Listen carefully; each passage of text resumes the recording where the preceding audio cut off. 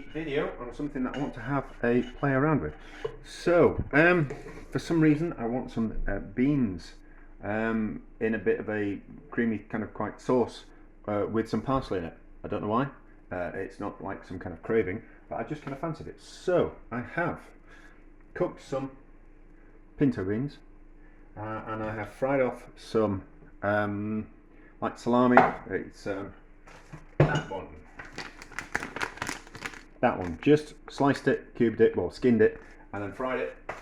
And then in that fat I have fried some onions. I've taken some of the onions out and put them back in with that because I want some little bit of onion in the sauce. But these onions I'm going to puree down. I'm going to puree it down with, this is, so when I render fat down from skin and fat from pork, this is what's underneath the fat, so it splits into three. So you get so you basically take the fat and the skin from ham joints or pork joints, and mince it, add water, simmer it, and then it splits into like a gelatinous stock, and then solids, so like fatty solids, so bits of skin and that type of thing that are kind of quite small, and then the fat rises to the top. So this is the what we call it, the sediment as such, but it's delicious. It's absolutely delicious. So I'm going to put that in as start to be the basis of the sauce. In fact, we're going to put even more than that. So I think that will be absolutely lovely. Now, the thing is, when you add stocks to things, like proper stocks that have been made out of bones, the gelatin in them gives you a different kind of mouthfeel as opposed to if you were to just use a stock cube. So it changes the flavour of things and makes things more rich and luxurious. So I suppose that's like adding a bit of extra fat in. And I've kept in the fat from the cured pork salami sausage type thing. So we're going to puree that up as the sauce. So we'll get the hand blender in now. We'll just bring it up to temperature. Get the hand blender in there. Get it to a good consistency. We might have to just get the hand blender out and making lots of noise.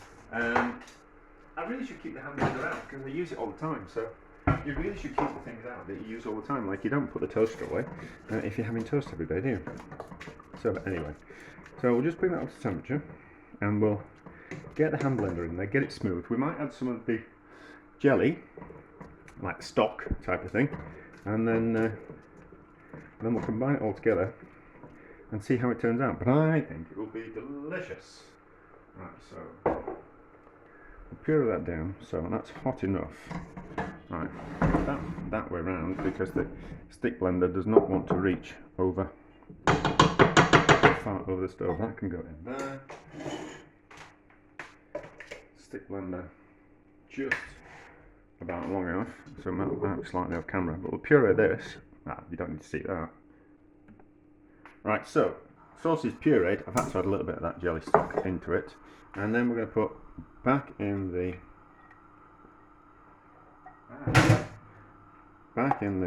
salami bits and those onions, and give that a stir, and then in with half the beans to start off with. All those beans. That's about the right amount of sauce. Bring that back up to temperature. The beans are cooked now, so we can add a little bit of, let's taste first and then add a bit of salt. That's good. So, salt, and if we now need to season the beans, cook the beans without salt to start off with, otherwise it toughens them up. And that's not what we want, isn't it? We want some nice soft beans, plenty of pepper. And we put anything else in. Now I suppose you could puree the beans, some of the beans into that, but didn't really want to do that because they don't go smooth. Well, they do eventually, but it doesn't go like super smooth. And I kind of thought the onions would make that kind of quite nice sauce, which I did something similar when I was making pasta, and I used the puree onions with some fish to kind of make a bit of a sauce. So, and then I have turn that down a bit, and then I have just put some yogurt in a bit of muslin cloth and just dried it out a little bit. So all you do is just take some yogurt and put it in a bit of cloth, and what it does is the whey then drips out of the yogurt and thickens up, and it's cheaper than buying things like ricotta, and you get the same type of thing. So not as, maybe a little bit sharper than ricotta, but you get a creaminess, which I think will be nice with these beans once we've warmed them up. So give it a taste.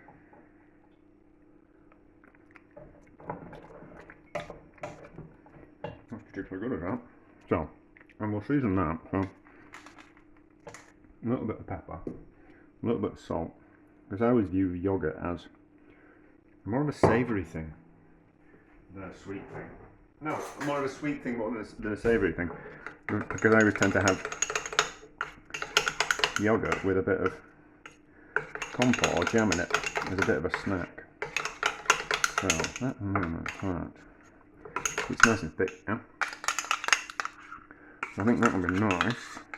And it'll save putting cheese in. So we'll heat those up with a gentle heat, and then we'll put the parsley in and we'll give it a taste and we'll see how it is. Right, so they have been warmed up. I haven't. It's curly parsley, and I've only really roughly chopped it. When I was at college, they used to make us chop it forever, and like by the time you'd finished, like it was just dried because everything had you just chopped all the flavour out of it. So it was all really there for was just this green thing that you'd used to sprinkle on a plate. Sometimes they'd even have us wash it, so like you'd wash all the when you chop it. It becomes you break it apart, and the water kind of wants to come out of it. So that you'd wash that away. You put it in your cloth and you wash it, and you'd wash away this green water, but you're washing away all the flavour as well. So I'd much rather roughly chop something and put it in something, and then you still actually get the flavour of parsley rather than just this green powder, which I could never quite understand. But when you're younger, you don't kind of question adults, do you? Well, not always. So, and then a bit of sauce on top, like that.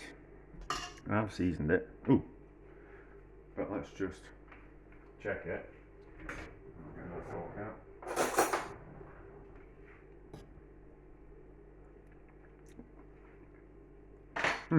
No, that's lovely. It's really picked up on the porky flavour of the salami, well, the dried porky thing, and the fat from that stock. So it was almost like the skimmings from the stock. So that's a bit of sprinkled parsley on top, but that wouldn't have been any. Not to worry. So that's delicious. It's almost like white beans, isn't it? So it's not, instead of baked beans in tomato, it's kind of like the same, but with just onion. But anyway, that's delicious. I'm going to enjoy that for my tea.